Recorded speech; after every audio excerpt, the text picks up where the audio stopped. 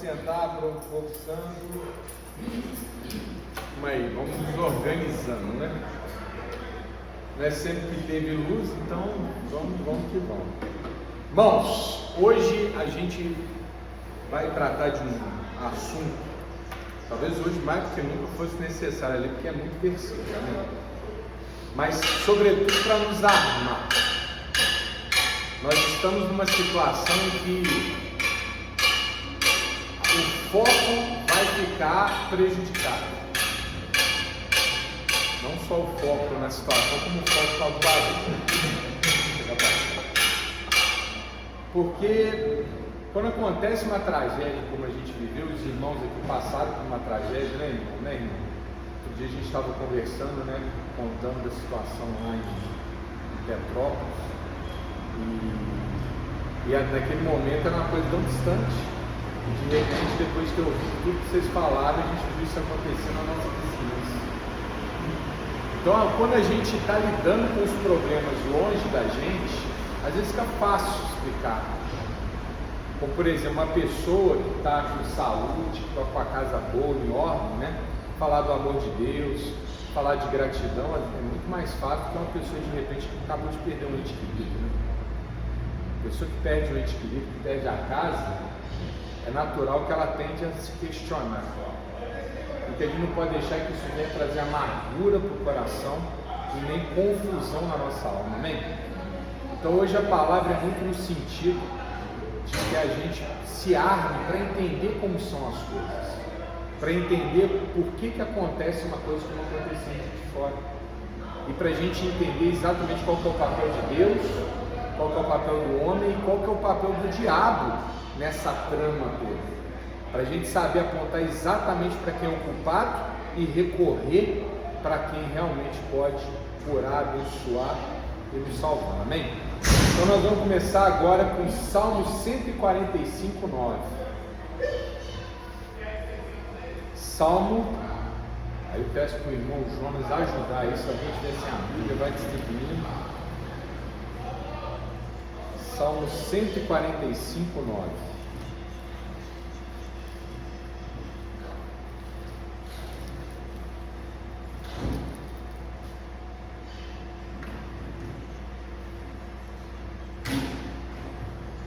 Para os irmãos entenderem, a gente grava todos os cultos, que todos os cultos vão para a internet, amém? Então o irmão que não vem no culto, ele pode assistir em casa, ou o irmão, em algum momento da vida, pode voltar nessas palavras, amém?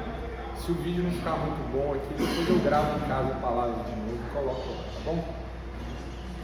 Eu não vou perder nenhuma palavra aqui que Deus me disse para nós. 145, 9.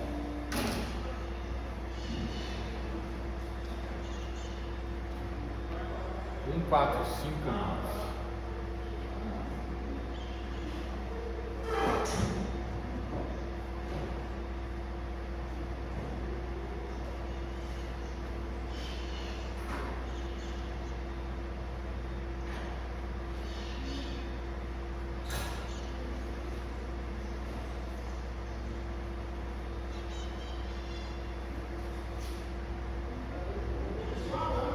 Amém?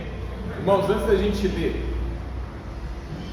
vamos nos colocar no lugar da pessoa que passou por uma tragédia dessa. Então a pessoa vai se perguntar primeiro, por que Deus fez isso? Se a pessoa tem mais instrução, talvez ela pergunte, por que Deus permitiu que isso acontecesse? Pessoa sem instrução pode colocar na conta de Deus. O crente já tem essa imunidade, né? Já sabe que não é por aí. Mas ele pode se questionar, mas por que Deus deixou isso acontecer na minha vida? Então aqui nós vamos começar a limpar o terreno, né? E esse salmo aqui, esse versículo, ele ajuda a gente a entender o caráter de Deus. Então vamos ler. 145, 9. O Senhor é... Meus irmãos, não se esqueçam, Deus é... Não é que Ele é um bem, Ele é o bem. Amém? Ele é bom o tempo todo bom. 24 horas por dia, 7 dias por semana, 365, 366 dias. Na eternidade Deus é bom. A Bíblia não está falando Deus geralmente é bom, ele está dizendo é bom. Olha que o é até está aqui em destaque. É, na minha Bíblia pelo menos está em destaque. É bom. Para todos, sem distinção. Sem distinção. Ou seja, não tem asiático e ocidental, nórdico e sulista, branco e preto, mulher ou homem, instruído ou analfabeto, governante ou humilde. Não tem diferença. Deus não faz acepção de pessoas. Digo mais, Deus é bom até com pecador. Quando Deus enviou seu Filho Jesus para nos salvar, está lá em Romanos 5, a maior expressão do amor de Deus é que nós éramos o quê? Inimigos de Deus. É assim que a Bíblia coloca. E Deus enviou seu Filho unigênito para nos salvar. Mais amor do que isso é impossível. Romanos 5 também nos explica, né? Pode ser até que a pessoa dê a sua vida por alguém que é justo, mas dar a vida por um criminoso, nenhum ser humano está disposto a dar, mas Deus fez isso. Nós éramos inimigos dele, criminosos, e ele enviou o seu Filho para nos salvar. Se a gente não tiver em mente o tamanho desse amor, nós vamos nos confundir quando tragédias como essa acontecem. E talvez a gente se questione, será que Deus é bom para todo mundo? Porque a minha situação, para mim, nesse momento, Deus não está sendo bom, muitas pessoas não pensaram. Eu perdi tudo, perdi parentes, perdi minha casa, de tudo que eu tinha. Será que isso aqui é obra de Deus? Essa é a pergunta que a gente tem que fazer. Não é questionar o caráter de Deus, porque a Bíblia está dizendo: o Senhor é bom para todos. E nós não podemos esquecer disso. Esse todos inclui a mim, a você, a pessoa que está numa situação difícil nesse momento. Amém? E as suas misericórdias são para todas as suas obras. Todas as obras de Deus são obras de misericórdia. O que é misericórdia? Misericórdia é quando você age para o bem daquele que não merece o bem. Concorda comigo? Isso aqui é misericórdia, não é? A pessoa cometeu um crime, aí vem o juiz e isenta aquela pessoa criminosa do pecado, da transgressão. Não foi um ato de misericórdia? Misericórdia não é o que o pai faz com o filhinho, não.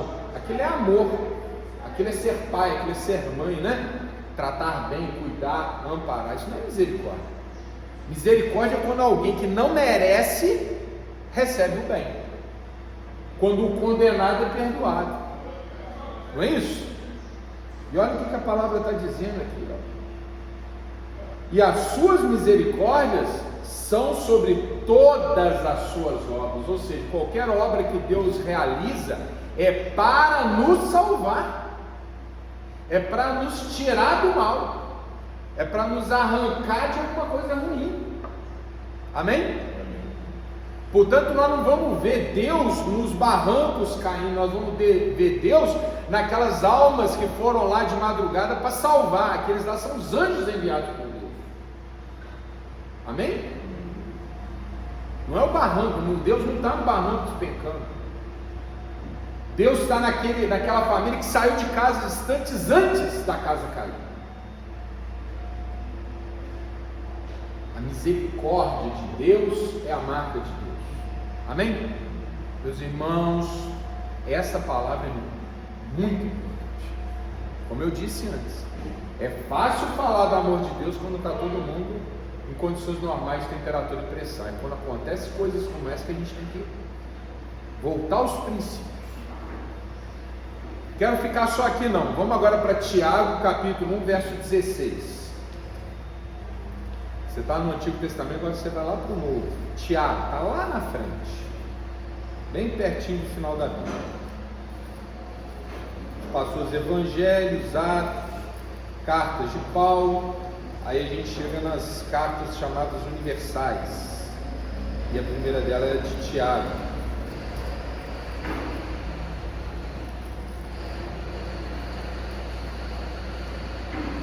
Bom, se o barulho estiver muito alto, vem mais para frente, tá?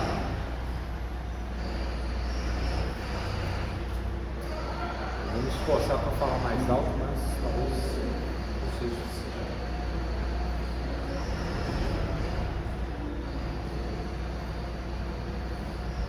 Tiago 1,16.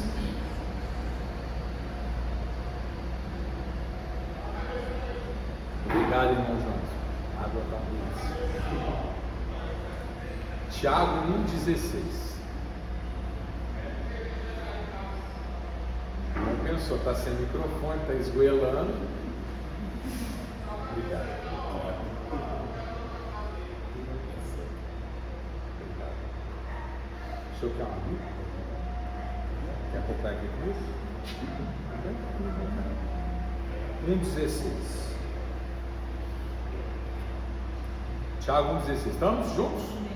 Olha o que nós estamos falando. A pessoa em dúvida, amém? E a pessoa questionando, será que é Deus? Será que é Deus? Olha o que Tiago está falando, 1,16. Não erreis. Amém? Quando vier essa dúvida, não posso errar. Amém? Não erreis, meus amados irmãos. 17. Toda boa dádiva e todo dom perfeito vem do alto, descendo do Pai das luzes, em quem não há mudança nem sombra de variação. Amém? Amém. Então vem aquela dúvida. Olha, está acontecendo isso aqui. Será que é Deus? Não erreis, meu irmão. Não pensa por aí. Lembre-se, toda boa dádiva, todo dom perfeito vem de Deus. Deus é amor, é paz, é alegria, é comunhão. É ali que está Deus. Amém? Amém. Em tudo. Olha que a palavra todos aparece em todo momento, que é para a gente entender. É igual aquela história, né? A pessoa está com doença, é para ser aperfeiçoada. Onde é que está escrito isso na Bíblia? A pessoa está em crise, mas é porque Deus está castigando. Onde é que está escrito isso? Ao contrário, Jesus curou todos, Jesus nos libertou todos. Jesus é a revelação de Deus, e Ele se fez carne e habitou entre nós. É para a gente olhar para Jesus, ver nos atos dele a vontade de Deus. Deus em algum momento chegou e falou assim, através de Jesus: não, você eu não curo, você eu não abençoo, não, você é pecador, você vai para o inferno. É assim? Jesus no máximo falou: não vá por este caminho, que Ele vai te levar para o inferno. Ele nunca amaldiçoou ninguém, Ele aconselhou, exortou, orientou. Amém? Mas é importante a gente também perceber que Deus nunca manipulou as pessoas. Jesus não controla as nossas decisões. Ele aconselha, Ele orienta, Ele manda. Para nós somos crentes, não é orientação, é ordem, é mandamento. Se Jesus disse, não tema, crê somente, é ordem, o rei está mandando. Amém? Não um conselho de um psicólogo, não. É ordem, não tema, não pode ter medo, tem que crer. Isso para nós. Para quem não está na igreja, pode pensar que é um conselho, é uma orientação, alguma coisa que pode escolher para fazer. E é nesse campo, meus irmãos e irmãs, que a gente começa a refletir sobre as razões do que aconteceu. Não sobre aquilo que Deus faz ou quer, mas aquilo que Deus não quis que acontecesse, mas que aconteceu. O foco não tem que estar em Deus. Deus são os grupos de resgate. O barranco caindo, a razão tem que ser buscada em outro lugar. E o primeiro que nós temos que pensar é no eu como ser humano. Não é a culpa do indivíduo, amém? Mas a culpa da nossa condição. Pastor, eu não estou entendendo. Não é para entender isso, eu estou entendendo. Vamos para Gênesis capítulo 3, verso 17.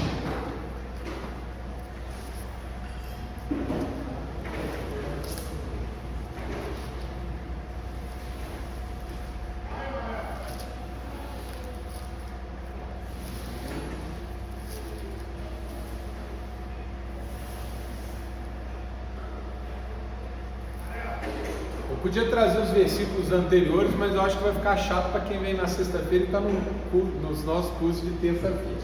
Porque ele só está falando desse pecado de Adão em toda hora, não é? Então eu já vim aqui para os resultados. Vou só introduzir. Sexta-feira a gente estava falando disso, irmão Jonas. Quando vocês acham? Gênesis 3, verso 17. 17 e 18. Vamos lá, vamos lembrar? Deus criou o homem à sua imagem e semelhança. Deu ao homem o governo do mundo e liberdade. Disse, tem uma árvore ali, que é do conhecimento do bem e do mal. Se comer desse fruto, você não terá comunhão comigo, vai morrer. Mas eu te dou liberdade para você escolher comer. Que se Deus não desse a liberdade para a gente escolher, não seríamos livres.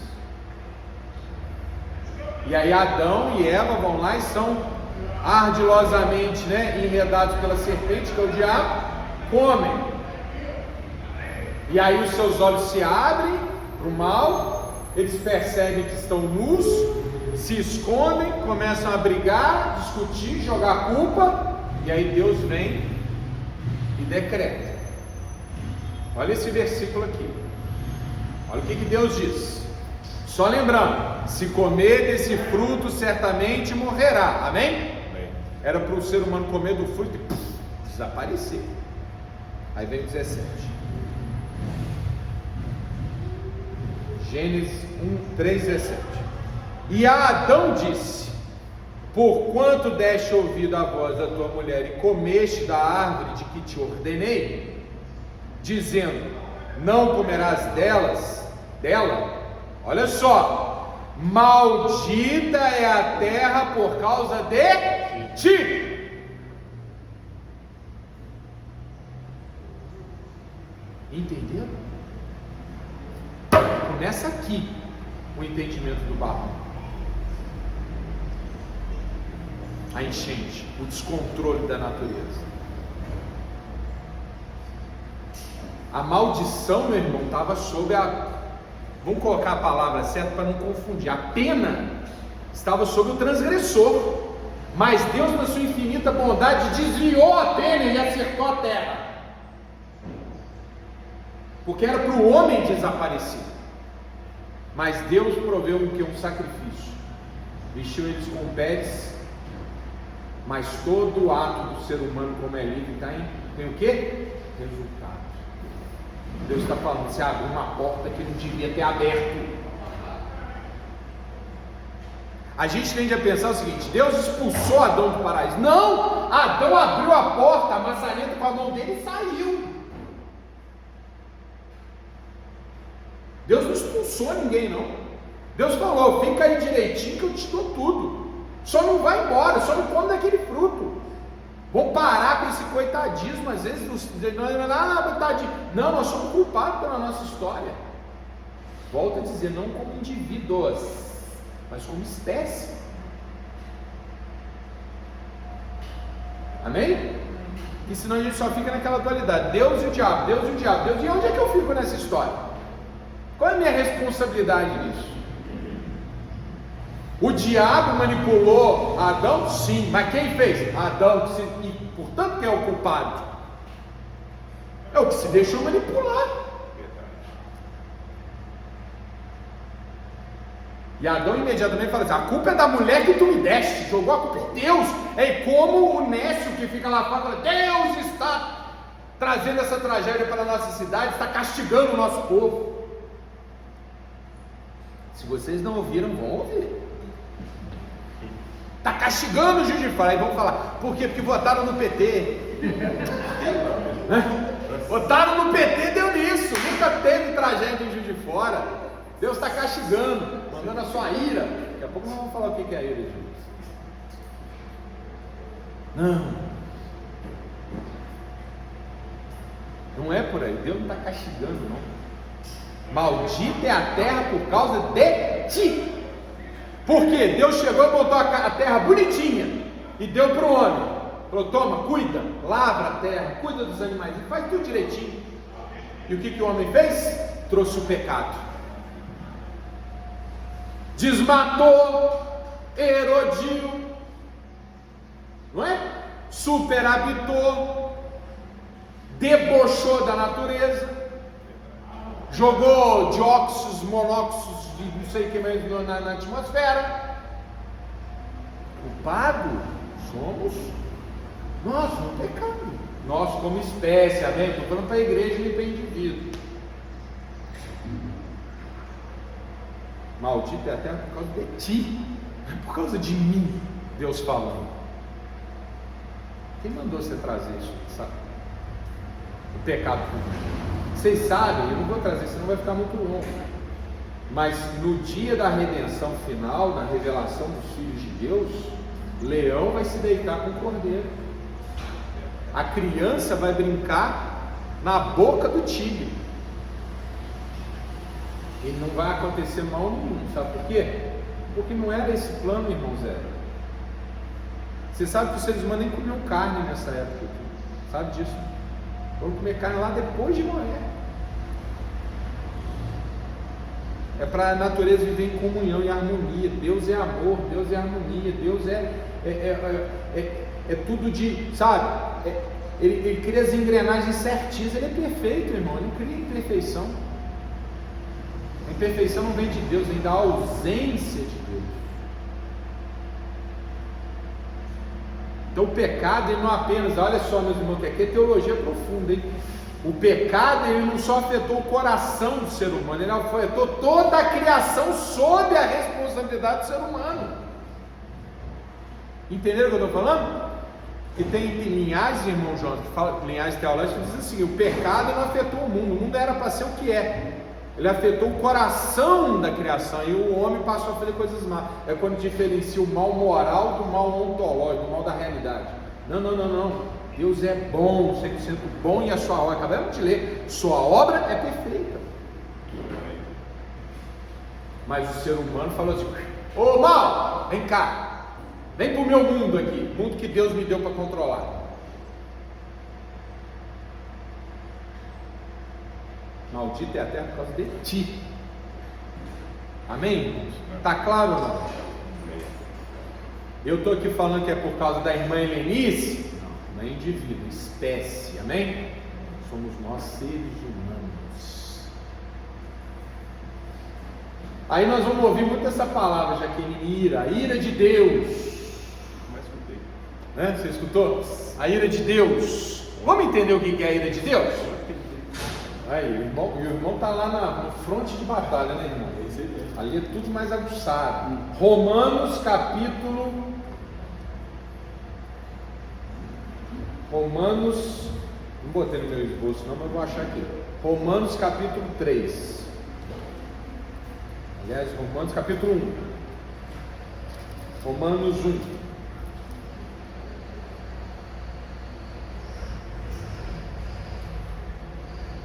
1,18, está aqui. 1,18. Romanos capítulo 1, verso 18.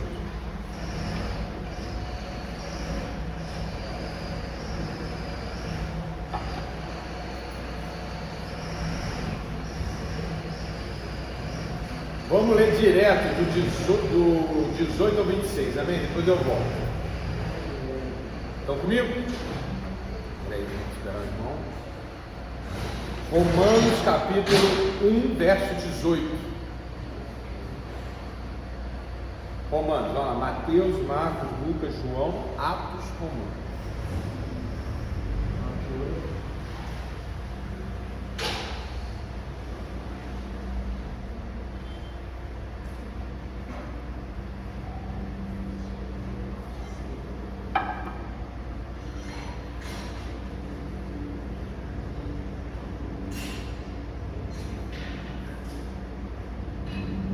Amém?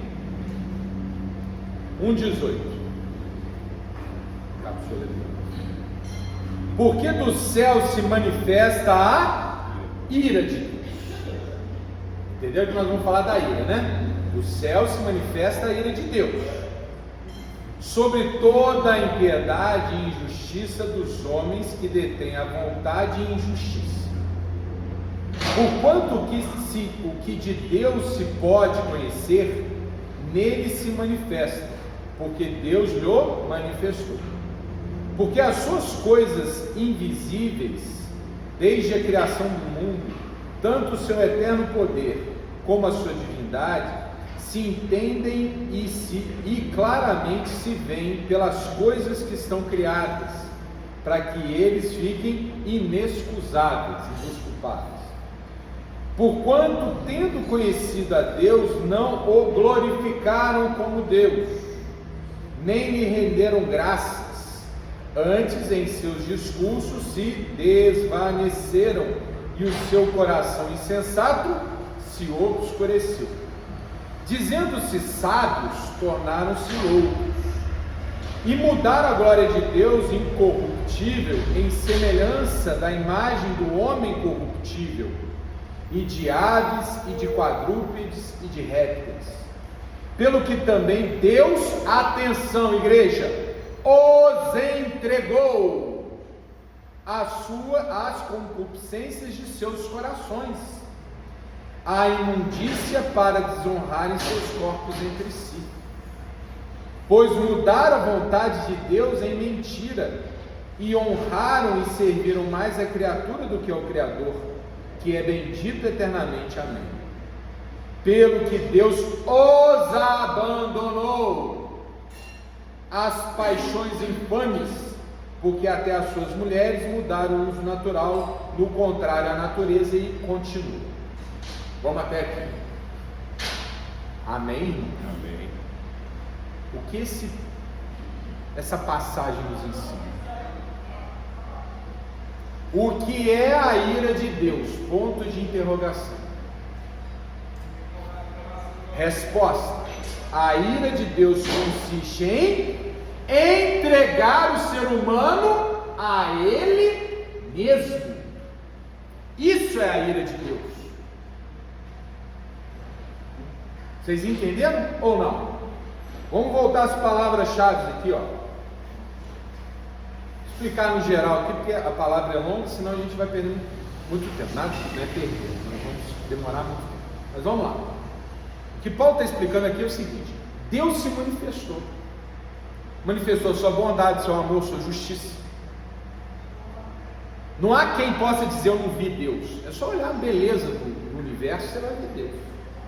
Mas ao invés de adorar Deus, o homem se deixou corromper no seu coração, obscureceu o seu coração e começou a adorar um monte de outras coisas, a si mesmo, aves, répteis. Amém? Ao invés de assumir que Deus é o Todo-Poderoso, magnífico, e é a Ele que eu tenho que adorar, passou a adorar o que? O trabalho, né? As festas, né? A vida promíscua. E o que Deus fez quando isso aconteceu? Deus mandou um raio na cabeça do homem? Deus fez abrir a terra para tragá-lo? Mandou fogo de Saraiva? Não, Deus fez assim: tá bom, vocês querem ir por aí? Boa sorte, eu estou aqui. Não quer vir? Vai. Lembra lá do filho pródigo? A palavra diz com clareza: dizendo-se sábios, tornaram-se loucos os seres humanos. Vou construir um prédio de 1.200 andares, mas e as manilhas? Isso aí a gente vê depois. Tem uma encosta que é perigosa, não tem problema não, vou construir aqui mesmo.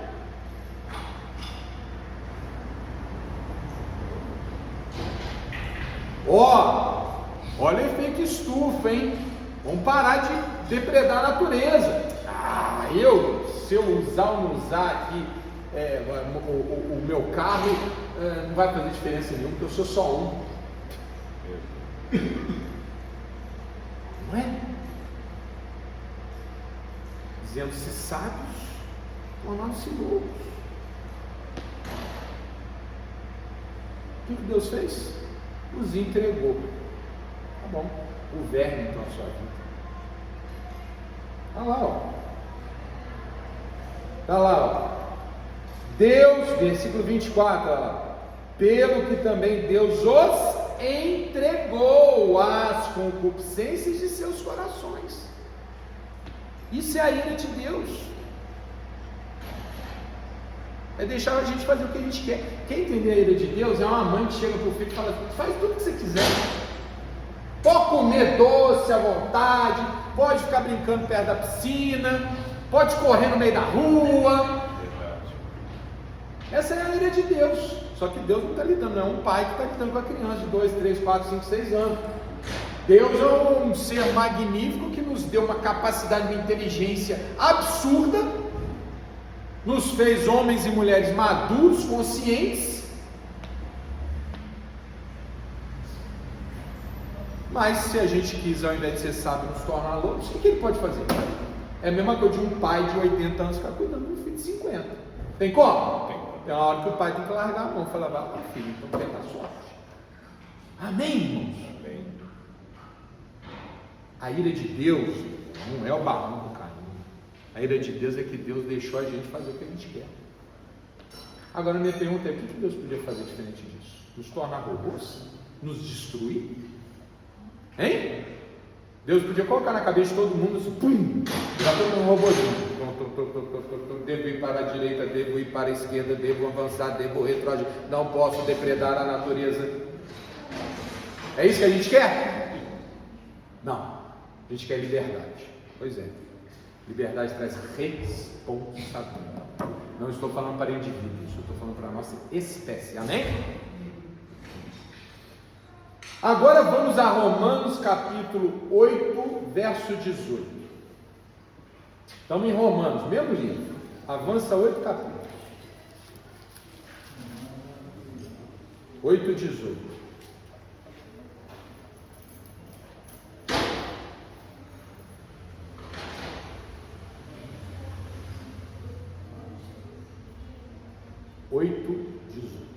Nós vamos ler até o 22.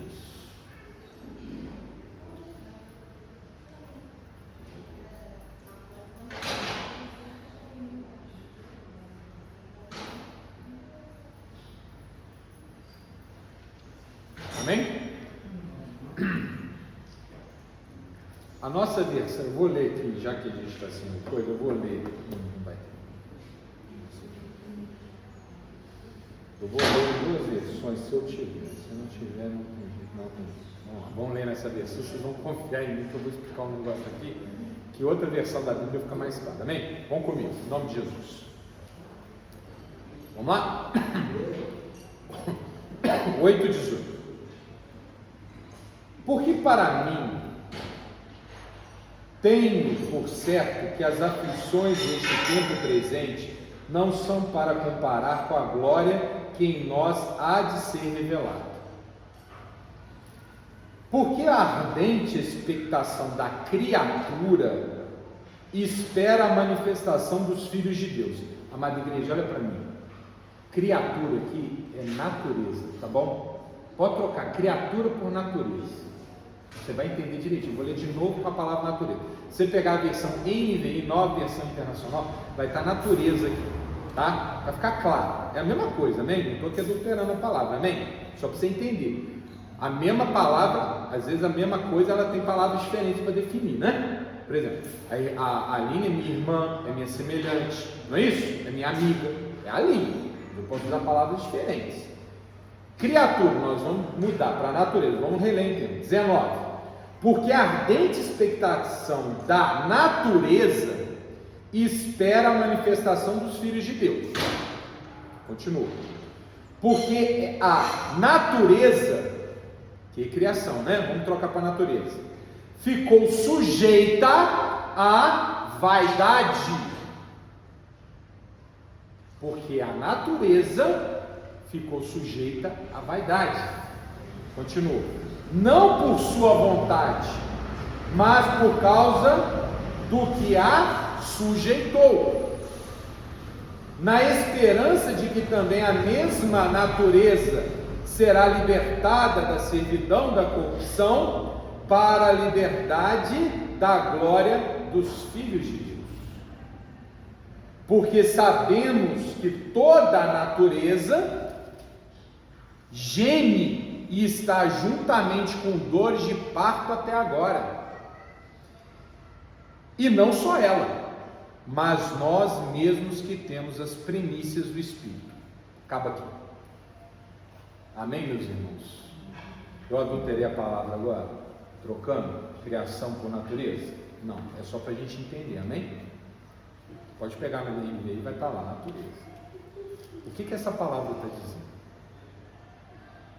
Que a natureza foi submetida à vaidade humana.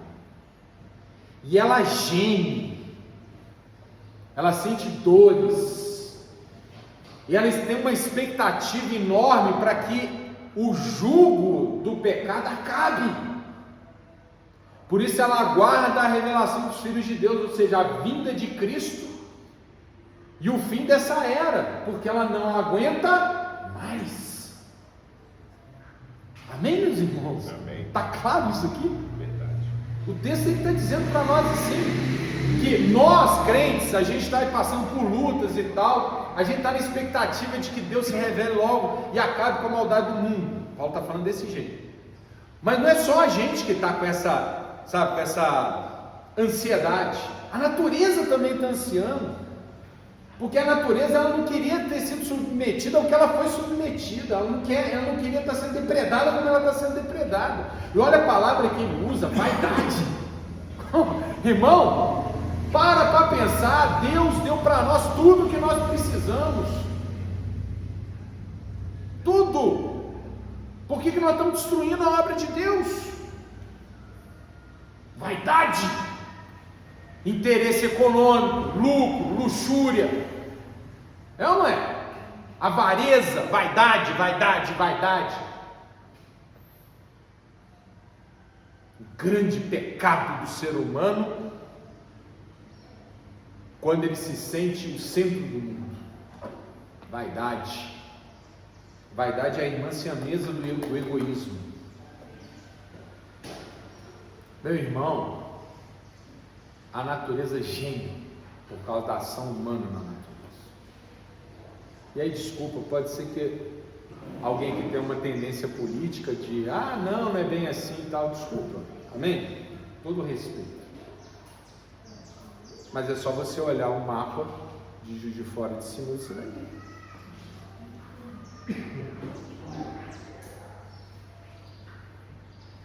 É só você andar na cidade enquanto ainda não tinha acontecido o que ia acontecer e ver a água brotando do sol. É só você ter o bom senso de falar assim, a Manilha era A quando tinha casinhas, agora são prédios e a Manilha continua sendo A? Será que fecha? Mas por que não pode trocar Manilha? Porque é custo, né? Para os empreendimentos é custo, menos lucro, menos vaidade. E para os políticos, a obra debaixo da terra não dá voto. Né? A obra debaixo da terra ninguém vê. Vaidade.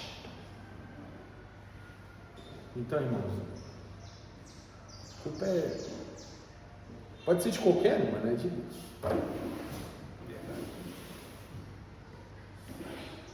Pobre da pessoa que às vezes é até um ambientalista, cuida da natureza, faz a coleta do lixo reciclado, fala com todo mundo que tem que ter amor pela natureza, é um crente, não sei o quê, não tem condição econômica de comprar uma casinha num lugar que não tem um perigo como esse. Essa pessoa é vítima. E eu tenho absoluta certeza que Deus está olhando por ela. Mas como espécie, nós não podemos jogar essa culpa na conta de Deus, não dá. A Bíblia está dizendo. Amém, irmãos? Está claro, não? Muito bem, mas então a gente chega à conclusão então que o homem é o único e definitivo responsável? Não. Eu só não quero, meus irmãos, dar ênfase em algo que a gente já sabe, que nós vamos falar agora. O diabo também age. O que nós não vamos fazer aqui no nosso ministério é ficar sempre nesse binômio. Deus é culpado, Deus é bom, diabo é culpado, diabo não é tão ruim assim. Não vamos ficar nesse binômio, nós vamos ver qual que é o nosso papel dentro dessa situação, dentro dessa história, porque senão nós somos espectadores.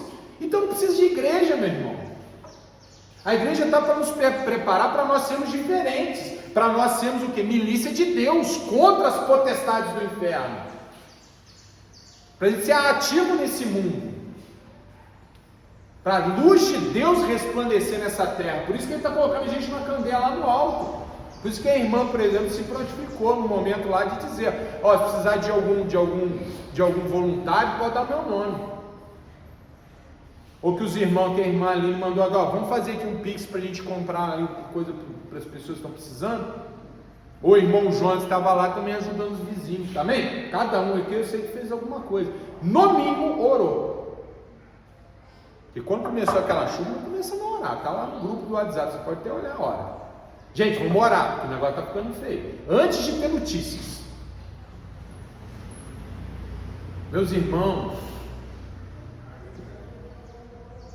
o diabo tem culpa nisso, mas não isenta a nossa responsabilidade. Agora nós vamos falar do diabo. Efésios capítulo 6, verso 12. Você está em Romanos? Vai para frente. 1 aos Coríntios, 2 aos Coríntios,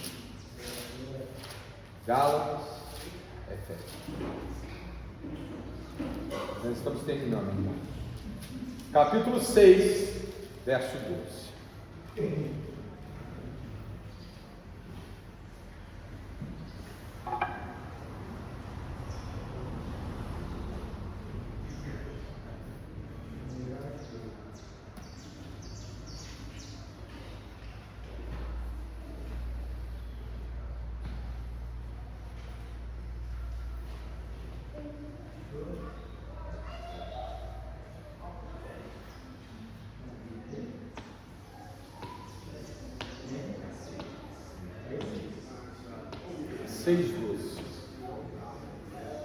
Efésios capítulo 6, verso 12.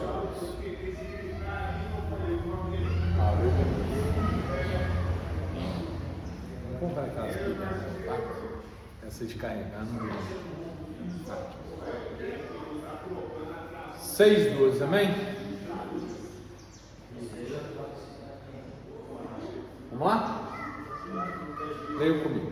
Porque não temos que lutar contra carne e sangue, mas sim contra os principados, contra as potestades, contra os príncipes das trevas deste século, contra as hostes espirituais da maldade nos lugares celestiais. Amém? Amém.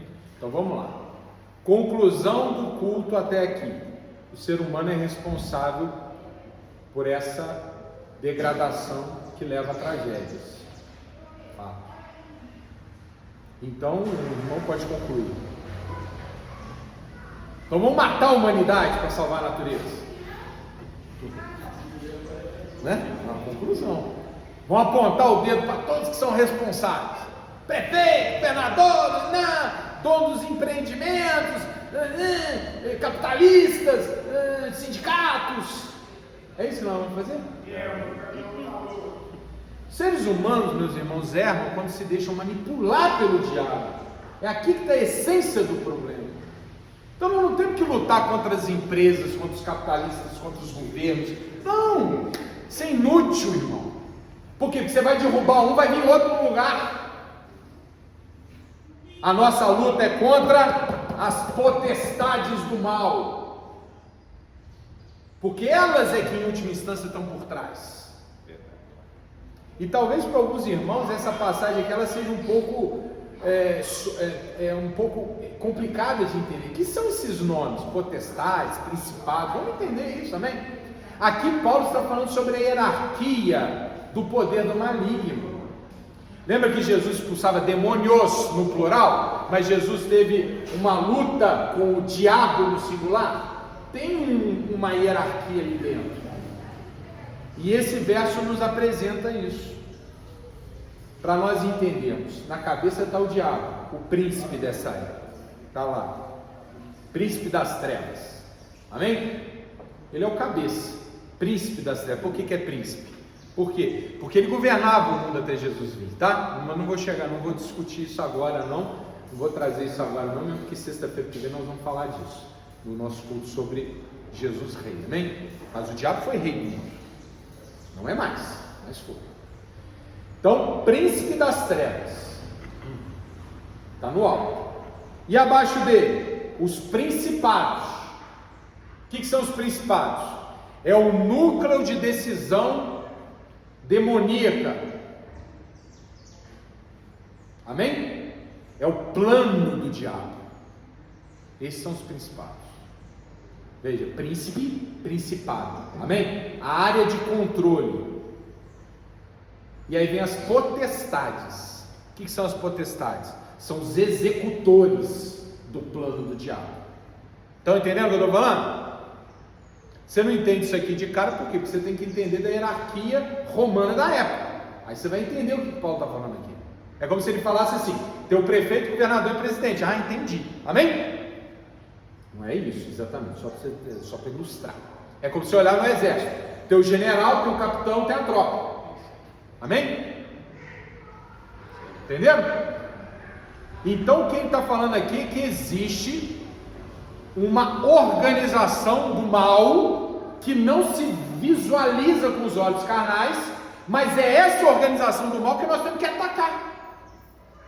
Não a carne e o sangue, não o que é visível, não as pessoas. As pessoas nós temos que ganhar para Cristo. O nosso inimigo é o príncipe, o seu principado e as suas potestades, que estão nos lugares celestiais, ou seja, são visíveis. Amém? Então o que nós vamos fazer? O que a gente já está fazendo há uma semana: orar e repreender essa potestade maligna, repreender a ação do diabo que opera na natureza para ceifar vidas das pessoas. E opera na natureza por quê? Porque tem corações de seres humanos que se deixam manipular.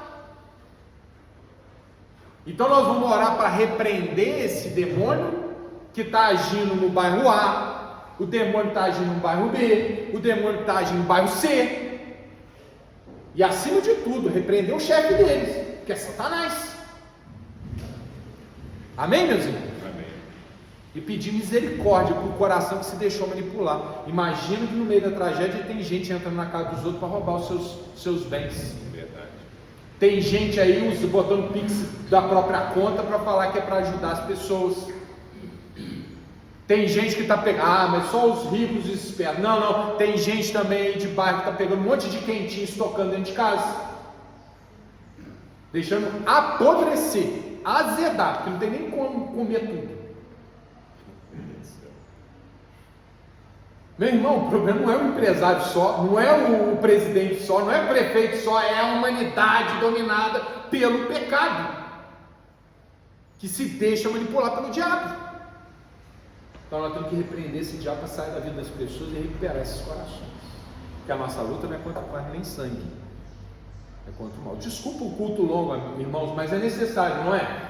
A gente se armar para ir lá para fora, porque nós vamos voltar para a escola agora, vamos ouvir muita bobagem, vamos voltar lá para o lugar do trabalho, vamos ouvir muita bobagem, vamos andar de ônibus, vamos ouvir muita bobagem. Nós vamos próximo domingo aí encontrar com a família para almoçar, vamos ouvir muita bobagem. Então agora nós vamos explicar. E para terminar, o centro da nossa esperança, nós estamos lá em Efésios, Filipenses, Colossenses. Avança 2 aí. Por que a gente tem que ter convicção de que vale a pena lutar?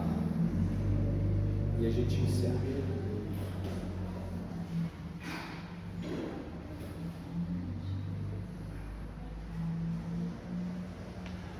Colossenses, capítulo 2, verso 15.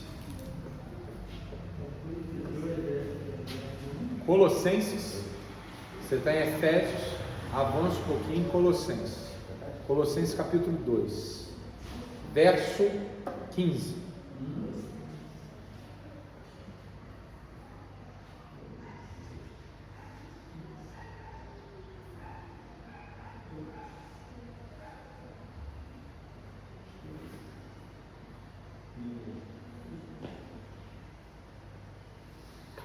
Eu convido os irmãos a lerem todo esse capítulo de Colossenses. Ele é muito explicativo. Vou direto ao ponto aqui, só para a gente não estender demais, amém? Estamos falando da obra de Cristo, tá bom? Só para vocês entenderem. O contexto é o que Cristo fez. Vem comigo, né?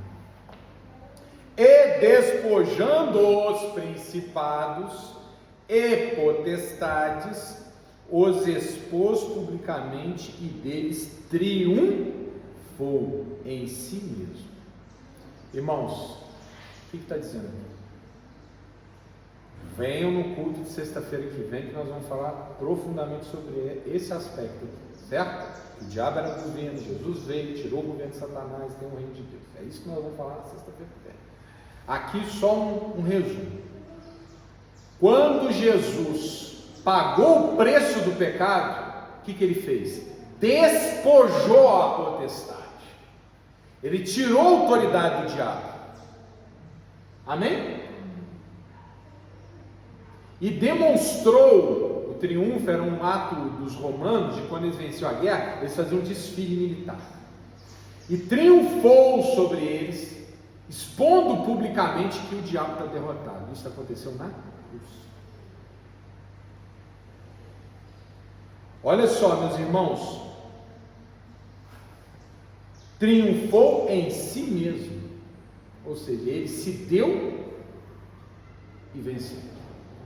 Portanto, meus irmãos, aonde que a gente vai encontrar o recurso para vencer as potestades? Naquele que venceu as potestades, Jesus Cristo nosso. Amém? Amém? Ele já enterrou o poder do diabo, ele já pisou na cabeça da serpente. Ele já humilhou Satanás. Ele já destruiu as potestades malignas. O que acontece é que tem gente que ainda abre o seu coração para ele, para o diabo, que hoje é apenas um rebelde. O poder de verdade está na mão de Jesus. Por isso, quando o crente intercede fervorosamente, ora fervorosamente em nome de Jesus, meu irmão, acontece um milagre. Deus abrevia o sofrimento, manda os seus anjos, salva as pessoas, recupera o patrimônio, tudo se acerta. Por quê? Porque o diabo não é mais forte do que Cristo. E agora o nosso propósito é orar para essa segunda fase. Nós já repreendemos o mal, em nome de Jesus. Agora é vigilância eterna. Começou, a gente repreende de novo. E nesse momento agora nós vamos orar para Jesus Cristo governar essa cidade, para a gente ver as famílias sendo reconstruídas. Glória a Deus. E Ele pode fazer, porque Ele é mais poderoso. Aquela salva de palmas do nosso Deus.